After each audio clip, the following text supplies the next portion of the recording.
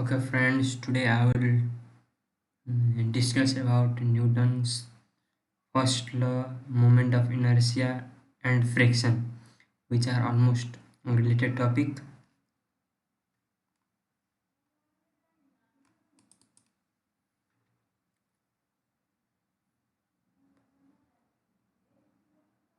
First, I will discuss about moment of inertia and friction, and then I will go in Newton's first law.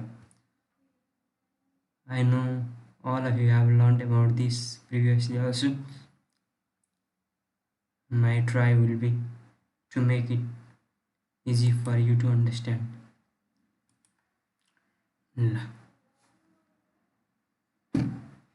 Moment of inertia and friction. According to Newton's first law of motion, a body continue in the state of rest or motion unless an external force acts on it. Newton first law of मोसनले के भनेको छ भन्दाखेरि कुनै पनि body कुनै पनि object हाम्रो वरिपरि देख्ने अब्जेक्टहरू रेस्टमा रहेका छन् भने तिनीहरू बाहिरी फोर्स एक्सटर्नल फोर्स नदिने बेलासम्म रेस्टमै रहिरहन चाहन्छन् र युनिफर्म भेलोसिटीले हिँडिरहेका छन् भने पनि हिँडिरहन चाहन्छन्। आफ्नो जस्तो पोजिसन छ त्यस्तै पोजिसनमै रहन खोज्छन् भनेको छ। This inertness or inability of a body to change its state of rest or uniform motion by itself is called inertia. हो त्यही भएर कुनै पनि बडीले आफू चाहिँ आफ्नै पोजिसनमा रहन खोज्नुलाई नै इनर्सिया भनिन्छ क्या। आफ्नो पोजिसनबाट यताउता गर्न खोज्दैन कुनै पनि बडी, त्यसैलाई नै इनर्सिया भनिन्छ। यो इनर्सिया पनि दुई टाइपको हुन्छ, मोमेन्ट अफ इनर्सिया र moment of rest. Inertia is the fundamental property of matter. यो सबै जुनै पनि म्याटरको पनि यो फन्डामेन्टल प्रोपर्टी नै हो। For a given force the greater the mass the larger the opposition to motion or the moment of inertia. कुनै पनि बडीको मास धेरै छ भने त्यसको मोमेन्ट अफ इनर्सिया पनि धेरै हुन्छ भन्न खोजेको। जस्तै हामीले एउटा ठुलो हामीले शरीरबाट लगाउन सक्ने फोर्स त एउटै हो। हामीले एउटा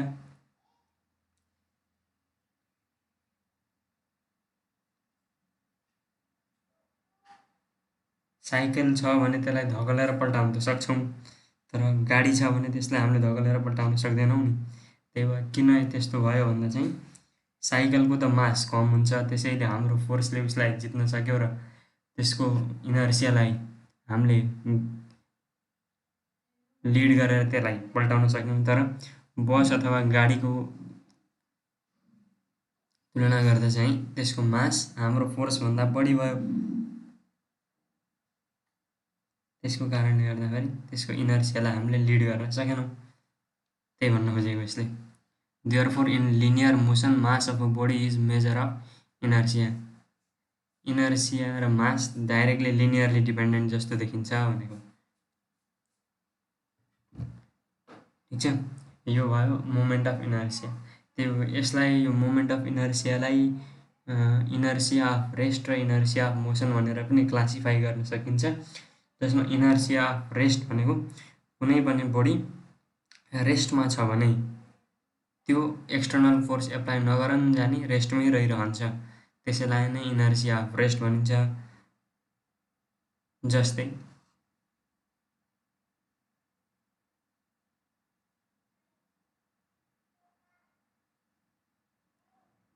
त्यही बाइसाइकलकै इक्जाम्पल लिन सकिन्छ।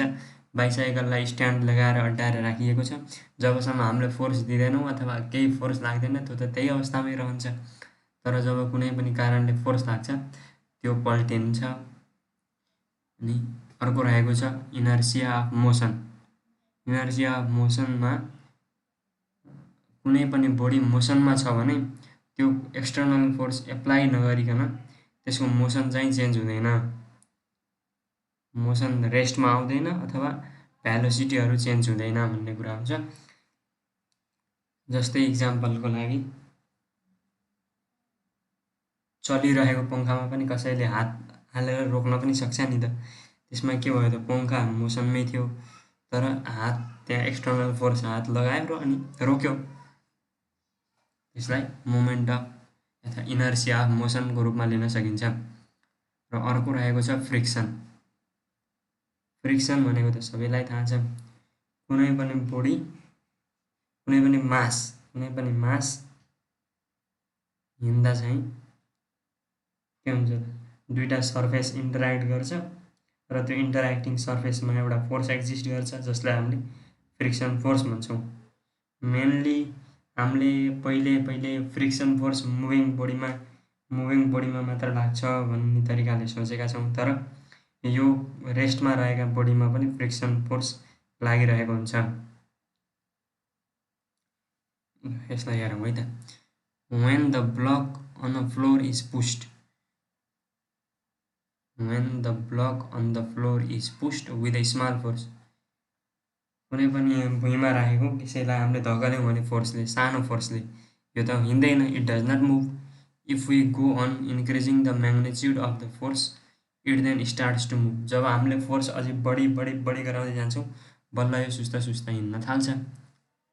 Similarly a moving object when left freely, त्यस्तै कुनै हिँडिरहेको युनिफर्म भेलोसिटीले हिँडिरहेको बडी छ भने त्यसलाई हामीले फोर्स नलगाइकन त्यत्तिकै छोडिदियौँ भने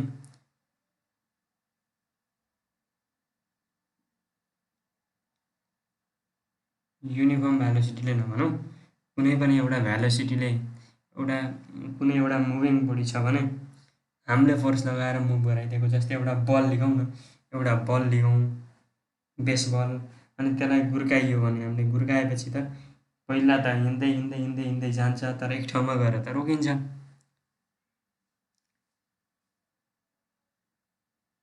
this means there must be some force existing which is called the frictional force which is in opposite direction to the motion of body। यसको अर्थ के भयो त भन्दा कुनै फोर्स त एक्जिस्ट गर्नु पर्यो नि, हाम्रो फोर्ससित बराबर भएर अनि अपोजिट भएर त त्यो इक्विलिब्रियममा आउने हो। त्यसका लागि कुनै एउटा फोर्स हुनु पर्यो त्यहाँ र त्यो एक्जिस्ट गर्नु पर्यो।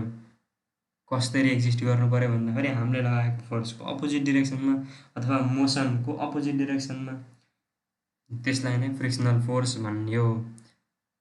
Okay, the force of friction not only exist in the body at motion, यो चाहिँ मोसनमा भएको बडीमा मात्र लाग्ने हो भन्ने पनि छैन, but also exist in the sliding body.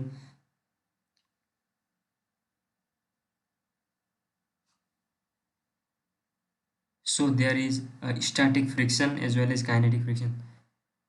हल्का घिसार्दा पनि फ्रिक्सन लाग्छ नि त, त्यही भएर त्यसलाई मोसन त हिँडेकै बेलामा हुनुपर्छ भन्ने छैन। यसरी हल्का कन्ट्याक्टमा यस्तो हल्का लतार्दा पनि हुन्छ, त्यही भएर यसलाई स्लाइडिङ बोडीमा पनि फ्रिक्सन हुनसक्छ।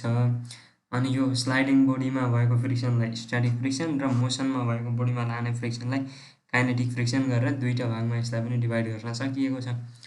Thus we can say that the frictional force is developed at the surface of contact of two bodies. यो फ्रिक्सनल फोर्स लाग्नको लागि दुईटा सर्फेस चाहिन्छ, त्यसैले हामीले के भन्न सक्यौँ भन्दा फ्रिक्सनल फोर्स जहिले पनि दुईटा बडीको सर्फेसमा एक्जिस्ट गर्छ भन्न सक्यौँ। अर्को रहेको छ यो Newton first law. Newton first ललाई हामीले के भन्छ, यो न्युटन फर्स्ट लले के भन्छ भन्दा चाहिँ कुनै पनि बडी रेस्टमा छ भने रेस्टमै रहिरहन खोज्छ, अनि मोसनमा छ भने मोसनमै रहिरहन खोज्छ जबसम्म हामीले एक्सटर्नल फोर्स एप्लाइड गर्दैनौँ। त्यो नै न्युटन फर्स्ट लको स्टेटमेन्ट रहेको छ। According to this law, every body continues in its state of rest or motion unless an external force is applied on it। From the above statement, we can say that to change the state of rest or motion of the body, an external agent is required which is called the force। त्यसैले गर्दाखेरि कुनै पनि बडीको state change गर्नु पर्यो भने स्टेटकैको रेस्टलाई motion अथवा मोसनलाई रेस्टमा लानु पर्यो भने एउटा एजेन्ट चाहिन्छ, केही चिज त चाहिन्छ, आफै हुँदैन भन्ने त न्युटन फर्स्ट लले भनिसकेको छ। त्यही भएर एउटा केही एजेन्ट चाहिन्छ त्यसको स्टेट चेन्ज गर्न, त्यही एजेन्टलाई नै हामीले फोर्स भनिएको छ। अनि यसलाई हामीले ल अफ इनर्सिया पनि भन्न सक्छौँ। हामीले अघि इनर्सियाको डेफिनेसन त थाहा पाइसकेका छौँ। इनर्सियासितै सम्बन्धित हो यो न्युटन फर्स्ट ल, त्यसैले हामीले यसलाई ल अफ इनर्सिया पनि भन्न सक्छौँ। According to first law, a body at rest remains at rest, or a body moving with constant speed move with the same speed unless an external force is applied on it. र कुनै पनि body रेस्टमा छ भने रेस्टमै रहन्छ, मोसनमा छ भने मोसनमै रहिरहन खोज्छ भनेर यो न्युटन्स फर्स्ट लले भन्यो, जुन चाहिँ इनर्सियाले पनि त्यही भनेको होइन। इनर्सिया भनेको पनि त्यही हो, त्यसैले हामीले यसलाई movement of law of inertia पनि भन्न सक्छौँ। That is a body can not change in state of rest or motion by itself. This inability of a body to change its state from rest to motion or vice versa is called inertia. हामीले अघि इनर्सियाको definition हेरिसकेका छौँ। त्यही अनुसार नै force नलगाइकन कुनै पनि बडीले आफ्नो स्टेट रेस्टको लागि मोसनबाट रेस्टमा जान सक्दैन। त्यो नसक्ने अवस्थालाई नै अथवा त्यो नसक्ने प्रोपर्टीलाई नै हामीले इनर्सिया भनेका हौँ। त्यही यो फर्स्ट लले डिस्क्राइब गरेको छ। ओके गाइज, आजलाई यति। Don't forget to like, share and subscribe my YouTube channel.